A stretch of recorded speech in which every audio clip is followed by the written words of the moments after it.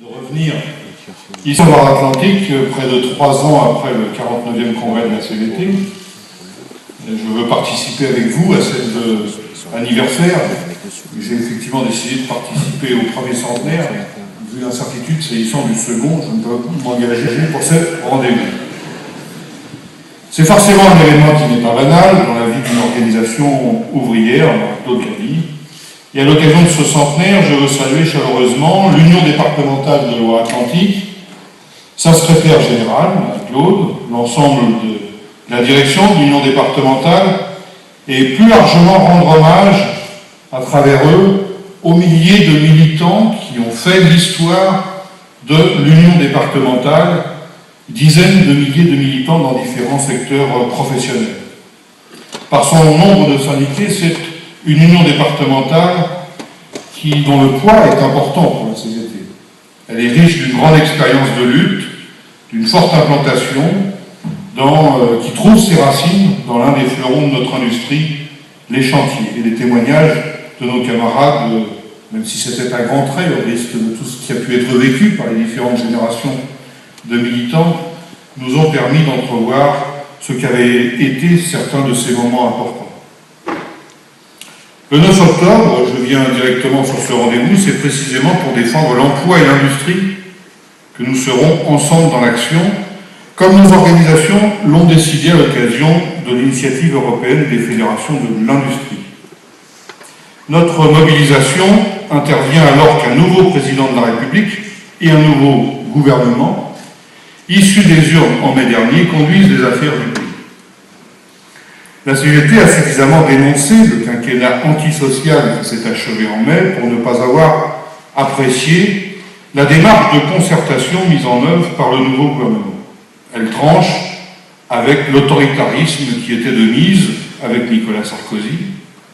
Pourtant, la CGT décèle ces dernières semaines qu'en toile de fond d'une série de concertations et de négociations, plusieurs postulats sont en train d'être posés qui hypothèquent grandement la possibilité de résultats en adéquation avec les attentes des salariés qui se sont d'une certaine manière exprimés à l'occasion de ces consultations électorales. Il en est ainsi de l'objectif jugé prioritaire sous la pression des marchés financiers. Encore, ils n'ont pas disparu avec les élections. Sous cette pression, donc, un déficit public sous le plafond des 3% du produit intérieur brut dès 2013. Loin de résoudre le problème de financement de l'État, pour ce qui nous concerne, nous considérons que cet objectif va sans aucun doute aggraver la situation vu l'environnement économique actuel. Nombre d'économistes considèrent déjà que la France pourrait compter 300, voire 400 000 chômeurs de plus d'ici 18 mois. Et que le taux de chômage pourrait donc atteindre un des taux supérieurs à 11% en 2013. La conséquence immédiate, ce serait plus de dépenses sociales et moins de recettes fiscales, précipitant la France dans une très grave spirale récessive. Comme nous l'avions dit lors des échéances électorales du printemps, il ne suffit pas d'un changement de capitaine pour changer de cap. L'action syndicale sera toujours nécessaire pour défendre, quel que soit le pouvoir en place, les intérêts des salariés. Nous savions bien que l'intervention des salariés serait en toutes circonstances déterminante pour inverser profondément les choix économiques et sociaux qui ont enfoncé le pays dans la crise. Le patronat, qui souhaitait pour sa part l'accentuation de la politique antisociale de Nicolas Sarkozy, n'a pas attendu longtemps pour intervenir de différentes façons afin de protéger ses intérêts. Souvenez-vous, dès le mois de juillet, de la mise en scène des représentants du MEDEF lors de la clôture de la conférence sociale par le Premier ministre au mois de juillet. Mécontent de la prise en compte partielle des demandes des syndicats et tout spécialement de certaines propositions de la CGT, le MEDEF a dès cet instant mis la pression sur le gouvernement et obtenu l'infléchissement de la feuille de route gouvernementale qui traçait les négociations pour les mois à venir. Cette pression s'exerce principalement sur 2 fronts. Je veux prendre un instant pour développer ces aspects, tant nous sommes sur des aspects lourds pour l'avenir des salariés. La question de la flexibilité et celle du coût du travail. Il exerce ainsi un chantage éhonté à l'emploi, aux délocalisations voire à la mort de grands groupes, et entend obtenir, du fait de la crise, des décisions sur le terrain de la flexibilité et du coût du travail, dont il rêve depuis bien longtemps, et que le quinquennat de Nicolas Sarkozy ne lui a pas permis d'obtenir. Cette campagne cherche à exploiter l'inquiétude légitime des salariés, dont plus d'un sur deux craint d'être victime du processus de déclassement social. La méthode est vieille comme le monde, faire peur pour obtenir des travailleurs l'assentiment ou la résignation pour des choix certes douloureux, mais qui permettraient d'éviter le pire ou d'améliorer la situation, nous disent-ils. En matraquant ce qui serait une solution miracle, la baisse du coût du travail, pour restaurer les marges, gagner en compétitivité et relancer l'emploi et la croissance.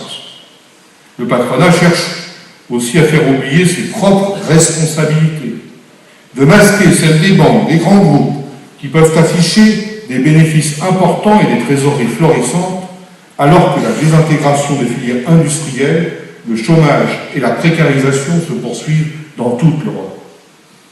Dans le sillage du patronat, une intense campagne idéologique s'efforce chaque jour de démontrer que les entreprises souffrent avant tout d'un problème de compétitivité dû au coût du travail et plus précisément aux charges sociales, c'est-à-dire aux cotisations sociales. Et à chaque fois, je vous le conseille, que nous entendons parler de charges sociales, il faut lever la main pour tout de suite rappeler que ce sont des cotisations sociales qui servent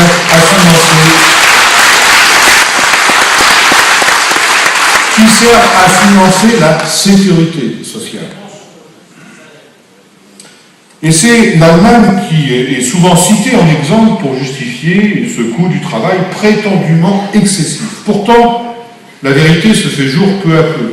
Dans l'industrie, le coût du travail n'est pas en France supérieur à celui de l'Allemagne. Il est même bien en dessous. Dans l'automobile, par exemple, alors que l'industrie automobile allemande exporte beaucoup plus. La vérité émerge aussi peu à peu sur la réalité du miracle allemand.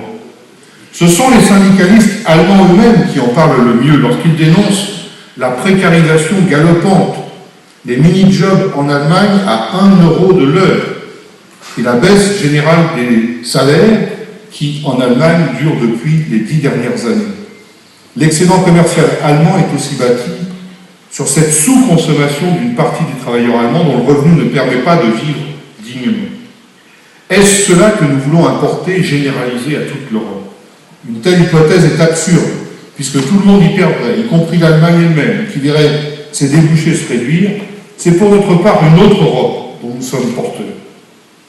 Le gouvernement convient que les causes de la perte de compétitivité de notre industrie proviennent d'un déficit de recherche et d'innovation. Le gouvernement ne doit donc pas céder aux sirènes patronales sur le coût du travail. Le gouvernement met cependant à l'étude différents scénarios en écho à cette revendication. Il a installé pour ce faire le Haut Conseil du financement de la protection sociale, qui devrait établir un diagnostic pour la fin du mois et proposer des scénarios avant la fin de l'année.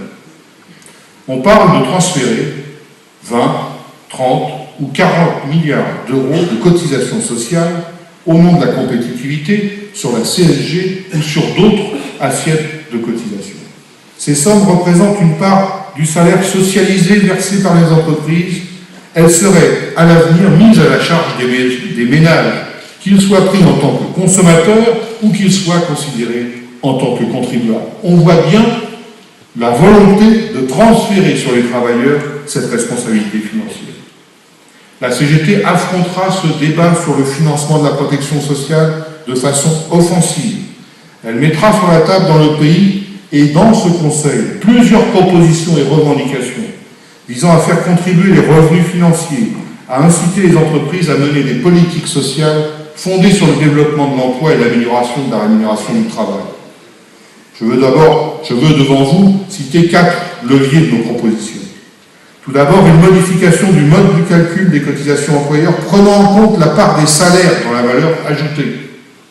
Un dispositif de type bonus-malus tenant compte du recours à la précarité et plus largement des comportements des entreprises à l'égard de l'emploi. Toutes celles qui ont recours aux emplois précaires doivent payer davantage à la sécurité sociale. La soumission à cotisation sociale de l'ensemble des éléments de rémunération des salariés, et notamment de l'épargne salariale, et une remise en cause des exonérations de cotisations patronales à la sécurité sociale. Enfin, la création d'une contribution sociale sur les revenus financiers des entreprises, qu'il s'agisse des intérêts de ces revenus ou qu'il s'agisse des dividendes versés aux actionnaires. On nous appelle parallèlement à cette croisade, pour faire baisser le coût du travail, à conclure des accords dits gagnant-gagnant, qui conjugueraient l'acceptation des salariés à une plus grande flexibilité tout de suite, contre la promesse d'un retour à meilleure fortune lorsque cela ira mieux un jour. Les accords gagnant-gagnant, vous savez, et vous le remarquez souvent, jamais un employeur nous propose un accord perdant-gagnant. Vous perdez, je vais gagner. Et pourtant, c'est très souvent comme ça que ça se passe. Donc, on se méfie parce qu'on a de l'expérience. Au-delà de l'expérience d'entreprises ayant conclu de tels accords en France, toute l'Europe syndicale est témoin de signatures trahies ces derniers mois. En Espagne, le recul de l'âge de départ en retraite imposé aux syndicats devait éviter, soi-disant, la récession. En Italie, c'est Fiat qui avait obtenu un accord partiel dans son entreprise signé par un syndicat, moyennant le maintien des emplois et de l'activité dans la firme automobile. Fiat, aujourd'hui, vient de renier sa signature. En Irlande, dans toute l'Europe centrale, c'est la hiérarchie des normes qui est piétinée. Nos camarades Grèce nous alertent sur le fait qu'ils sont sur le point de devenir une vaste zone franche de toute réglementation sociale.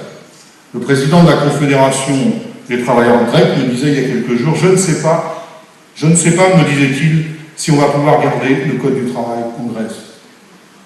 Ceux qui prônent le compromis historique en France ont donc la mémoire courte ou la vue basse. La CGT est allée hier à la première séance de négociation sur la sécurisation de l'emploi, dont le patronat voudrait faire une nouvelle version des accords compétitivité-emploi qu'avait voulu Nicolas Sarkozy. Nous n'entendons pas laisser cette négociation déboucher sur ce type d'accord, nous l'avons dit très clairement, pour ceux qui auraient encore un doute, il ne faudra pas compter entraîner la CGT dans cette direction.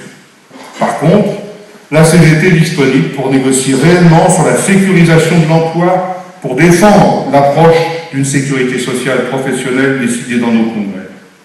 La précarité est aujourd'hui un fléau qui ronge le monde du travail et la société. La précarité n'a d'ailleurs pour le patronat aucune limite. Il exploite toutes les formes de travail en n'hésitant pas parfois à piétiner la dignité humaine. J'étais à ce propos hier soir dans un de ces foyers insalubres en région parisienne où logent, ou plutôt s'entassent, des centaines, des milliers de travailleurs migrants. J'y ai rencontré des salariés présents, pour certains d'entre eux, depuis 10 ans, depuis 15 ans, qui travaillent certains dans les cuisines de nos restaurants, pour d'autres, dans les chantiers du bâtiment, ou alors, pour certains autres encore, derrière le cul du camion, comme ils disent, qui ramassent le matin nos ordures ménagères. Ils paient souvent leur cotisation sociale, voire même l'impôt sur le revenu. Mais voilà, ils n'existent pas pour l'administration. Ce sont les travailleurs sans papier, et donc sans liberté, dont celle de revendiquer l'amélioration de leurs conditions avec tous les autres salariés sur notre territoire.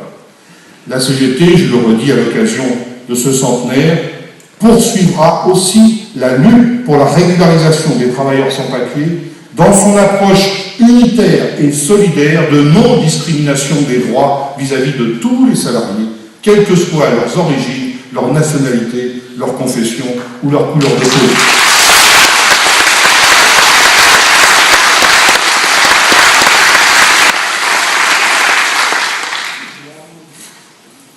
On dépasse, en décrivant cette situation rapidement, la problématique des délocalisations, puisque le dumping social, lorsqu'on utilise une main-d'œuvre dans ces conditions-là, s'exerce sur le territoire français. On n'a même plus besoin, dans ces conditions, de déplacer des usines dans des pays à bas coût, puisqu'on a les travailleurs sur son propre territoire à exploiter sans limite. Non, les causes du chômage et la fonte de notre industrie ne sont pas à rechercher dans le coût du travail et les droits sociaux. Elles sont à rechercher dans l'affaiblissement de notre système productif, le vieillissement et la désagrégation du projet collectif qui l'accompagne. Le monde de la finance nous fait croire depuis 25 ans que l'on va pouvoir conserver les tâches les plus nobles de recherche, d'innovation et se décharger sur les pays émergents des fonctions les plus frustres de fabrication. Le mythe de la société sans usine fait toujours des dégâts. Cette stratégie financière de tronçonnage des activités productives, qui se traduit par des licenciements massifs et nombreux, permet dans le même temps des plus-values à court terme. Chacun sait pourtant que l'on ne peut bien longtemps dissocier les fonctions de recherche, de production, de formation qui participent d'un système productif cohérent, répondant aux exigences environnementales. Aucun des problèmes économiques structurels, ni le financement des retraites, de l'assurance maladie, le rééquilibrage de notre commerce extérieur, ni le besoin de financement de l'État, des collectivités territoriales, ni la question du pouvoir d'achat ne peuvent être résolus sans la vigoureuse politique de développement industriel et de l'emploi et de lutte contre la précarité dans l'emploi. L'industrie est en pleine transformation sous la pression de mutations technologiques et de mutations sociétales profondes. La transition vers un mode de développement bas carbone, améliorant l'efficacité énergétique, valorisant le travail, protégeant la santé est devenue décisive. Elle est inséparable de la mise en place de la sécurité sociale professionnelle, concrétisant enfin un vrai droit à l'emploi. La France et l'Europe ont dans plusieurs domaines, l'automobile, l'aéronautique, l'énergie, les matériaux nouveaux, des cartes majeures à jouer. Il y a urgence à ce propos, à ce qu'une loi protégeant des sites comme Aulnay, Petroplus ou Florange soit adoptée rapidement. Il n'est plus possible de voir les multinationales décider de la fermeture d'activités et du sort de centaines de salariés sans avoir les moyens d'intervention et les empêcher. Le Premier ministre s'est engagé le 25 septembre dernier à ce qu'une proposition de loi allant de ce sens soit déposée rapidement à l'Assemblée nationale. Je vous le dis très sincèrement, je regrette que François Chérèque ait dans la foulée contesté cette initiative et exigé que le gouvernement y renonce jusqu'à ce que la négociation qui vient de s'ouvrir sur la sécurisation de l'emploi soit conclue. Comment peut-on penser que c'est par la négociation avec le MEDEF que le patronat pourrait accepter une loi sur la reprise des sites rentables ?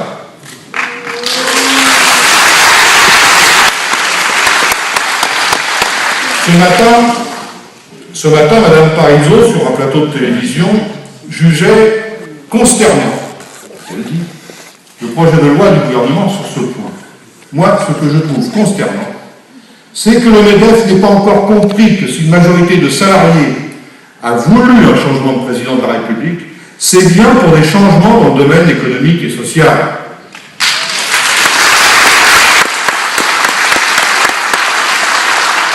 La CGT ne se résigne pas à la division syndicale, qui handicape la capacité des salariés à faire entendre leur voix dans cette situation économique et sociale dégradée. Je pense qu'on était aussi attentifs à ce que nous rappelaient nos camarades sur l'histoire qui a été celle de la CGT et des débats internes parfois intenses, parfois intéressants, mais parfois débouchant sur des scissions.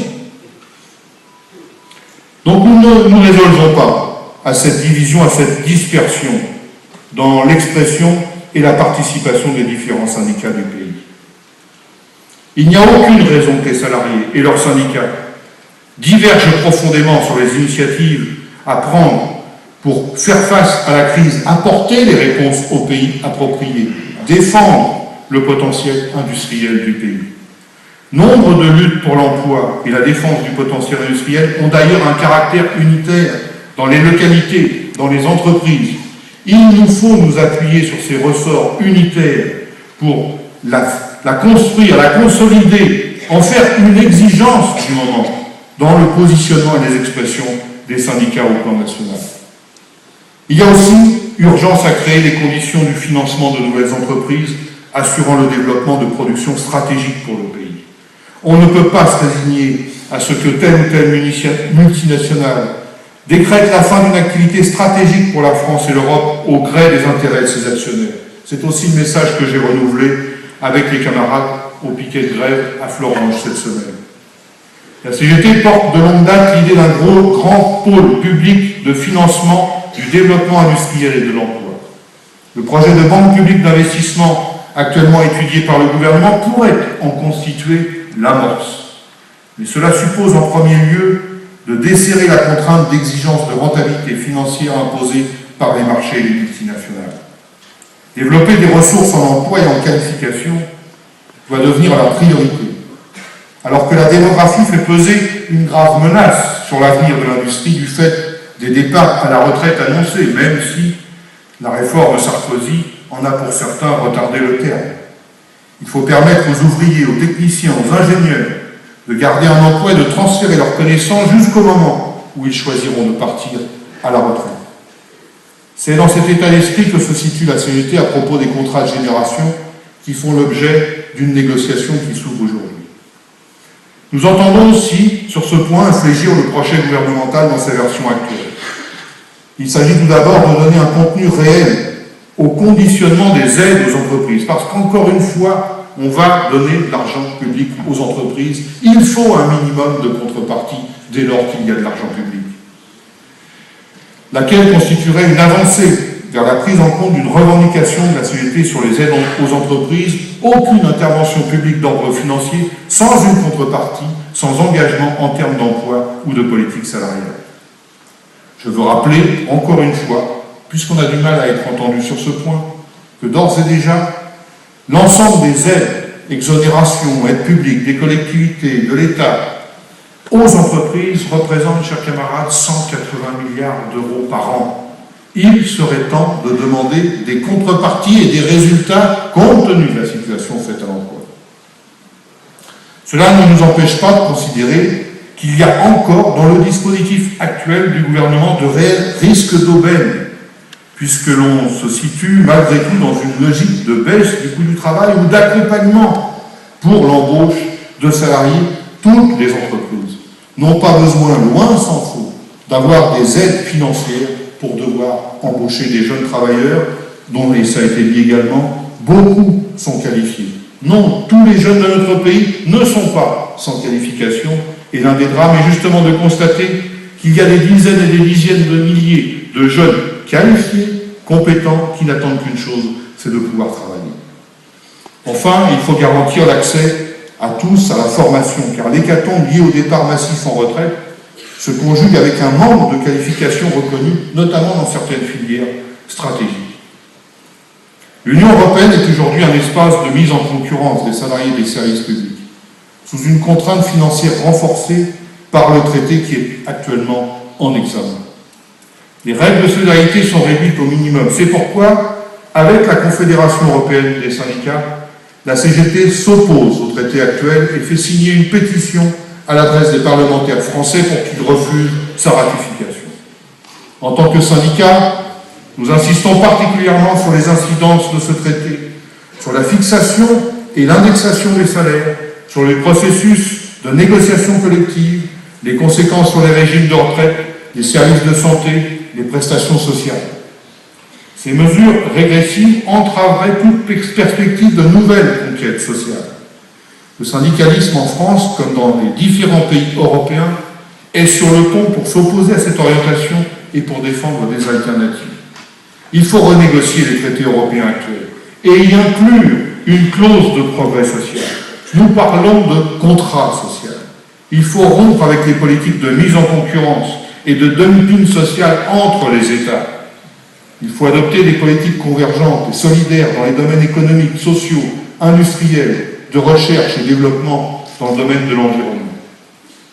Le syndicalisme européen, porteur de cette vision solidaire, se situe à l'opposé des replis nationalistes et de plus en plus ouvertement xénophobes de l'extrême droite et de la droite extrême, et est acteur de mobilisation importante. En ce moment, vous le savez, nous en avons parfois quelques échos dans les principaux médias français, mais de rares échos, comme l'information sociale en général. Mais en ce moment, en Grèce, en Espagne, en Italie, au Portugal, en Belgique, en Grande-Bretagne, la mobilisation est à l'ordre du jour à l'initiative des organisations syndicales. Le syndicalisme européen s'est donné un nouveau rendez-vous de convergence sur la défense du potentiel industriel dans la semaine du 8 au 12 octobre. En France, je l'ai déjà évoqué, et vous le savez, il sera dans la rue de plusieurs villes de France pour porter l'exigence du développement de l'emploi et de nos industries. La CGT a donc décidé de faire de cet enjeu une bataille de toute la CGT, car l'avenir de l'emploi industriel, c'est aussi l'avenir de l'emploi de tous. Les militants de votre département sont, j'en suis sûr, je le sais, pour en avoir discuté avec Marie-Claude, sur le pont pour ce rendez-vous. Nous avons encore quelques jours pour assurer la plus grosse participation aux manifestations du 9 octobre. Il nous faudra être aussi sur le pont le 11 octobre pour la défense des revendications propres aux retraités, ce qui nous permettra au passage de rappeler la condition qui leur est faite et l'impact des réformes que nous avons combattues sur le pouvoir, ayant un impact sur le pouvoir d'achat, notamment d'un grand nombre de salariés retraités. Or, vous avez vu aussi ces derniers jours la tendance qu'avaient certains à présenter les retraités comme pouvant être une catégorie prise dans sa globalité, et étant parmi les bénéficiaires ou les profiteurs de la situation. Le 11 octobre est pour nous l'occasion, avec les retraités, de rappeler ce qu'est leur condition. Nous avons aussi besoin de la mobilisation du plus grand nombre pour mener campagne auprès des salariés de très petites entreprises qui, pour la première fois, auront la possibilité d'élire des représentants à partir de la fin du mois de novembre. Les élections dans les TPE, très petites entreprises. Je le dis parce que souvent on utilise des sigles, même parfois entre nous, on ne sait pas forcément de quoi l'on parle. Donc tous ceux qui travaillent dans les entreprises de moins de 11 vont enfin pouvoir voter. Selon deux modalités qui ne sont pas satisfaisantes, c'est pour ça qu'on a besoin de tout le monde aussi, puisqu'ils pourront voter uniquement via Internet et via le vote par correspondance. Ceci dit, malgré des conditions matérielles qui sont peu satisfaisantes pour ce scrutin, chacun a dans son entourage, dans son quartier, dans sa famille, chacun connaît des femmes, des hommes éloignés du fait syndical parce qu'ils travaillent dans une très petite entreprise. Il nous faut donc, d'ici la fin du mois de novembre, déjà les informer de ce rendez-vous, les informer que pour la première fois, ils vont avoir un droit de vote et les convaincre, bien sûr, qu'utiliser ce droit de vote en utilisant le bulletin de vote CGT, c'est sans doute le message le plus efficace qu'ils pourront livrer. Vous le savez, la CGT prépare son 50e congrès. On en parle souvent d'ailleurs, pas forcément dans les termes où on souhaiterait qu'on parle de la préparation du congrès. Enfin, il y a au moins une chose qui est sûre, c'est qu'il faut remonter à très loin pour entendre parler que la CGT prépare son congrès. Maintenant, tout le monde le sait à peu près. Voilà un point acquis. Nous allons donc vers la préparation de notre congrès, et vous allez disposer, chers camarades, dans les syndicats, des documents préparatoires dans quelques semaines. Je veux donc tout simplement, et vous comprendrez que je profite de cette occasion pour le faire, souligner l'importance de ce rendez-vous, puisque nous allons avoir la responsabilité ensemble de tracer, je ne sais pas si ce sera toute l'activité du siècle prochain, mais enfin au moins pour les prochaines années du deuxième centenaire de l'UD, dans un cadre global et national. La CGT est en progression en termes de syndicalisation ces dernières années, malgré des conditions objectivement difficiles. On a évoqué encore cet après-midi la précarité, mais aussi la répression. Elle ne prend pas forcément la même forme que la répression que nos camarades ont pu subir en d'autres temps, quoique, à certains égards, la répression syndicale sait aussi utiliser les nouvelles techniques et les techniques modernes. Je fais référence aux techniques d'espionnage. Nous allons prochainement, je parle au conditionnel parce que nous sommes en train d'instruire un nouveau dossier, mais peut-être mettre au jour la manière dont un groupe privé s'est organisé longuement, méticuleusement pour infiltrer une organisation de la CGT et la détourner de sa vocation et de son sens. Donc la répression syndicale et les tentatives de détourner le combat syndical de ses objectifs principaux, c'est toujours d'actualité. Donc, une progression du nombre de syndiqués dans notre organisation, malgré des difficultés, c'est un fait notable. La CGT conforte sa première place d'organisation syndicale dans le pays et a de l'influence dans le débat d'idées, dans le débat public, dans la capacité de mobilisation. J'étais d'ailleurs, comme vous autres aussi sans doute, au moment des élections politiques, assez dubitatif d'entendre ceux qui habituellement nous disaient « mais les syndicats, c'est assez dépassé, ils sont très décalés, ils représentent peu les salariés ». Et s'émouvoir à l'idée que la CGT puisse s'exprimer à l'occasion des échéances politiques. Si la CGT était si décalée à l'égard des opinions des salariés, pourquoi s'émouvoir de l'impact que peut avoir le message de la CGT à l'occasion des élections politiques? Donc c'est la confirmation, selon moi, que la CGT, par son rang, occupe une place qui demeurera centrale dans le paysage syndical et social français. Et nous occupons aussi toute notre place, modestement, mais en même temps toute notre place, dans le syndicalisme européen, pour réfléchir là aussi aux solidarités, aux convergences, aux initiatives unitaires qu'il nous faut multiplier, tant sont importantes les convergences et les occasions de se battre ensemble aussi entre tous les travailleurs européens. Nous ne sommes donc pas, chers camarades, mais je sais que vous en êtes convaincus, nous ne sommes donc pas condamnés à subir. Nous pouvons au contraire faire avancer le droit social, améliorer notre protection sociale, faire revaloriser le travail par de meilleurs salaires, bref, agir ensemble et plus nombreux encore pour la satisfaction de nos revendications. Comme l'ont fait plusieurs générations durant la longue histoire de l'Union départementale, c'est aux générations d'aujourd'hui de faire la CGT pleinement immergée dans son temps pour le progrès social. Vive l'Union départementale et son premier siècle, vive la CGT. Merci.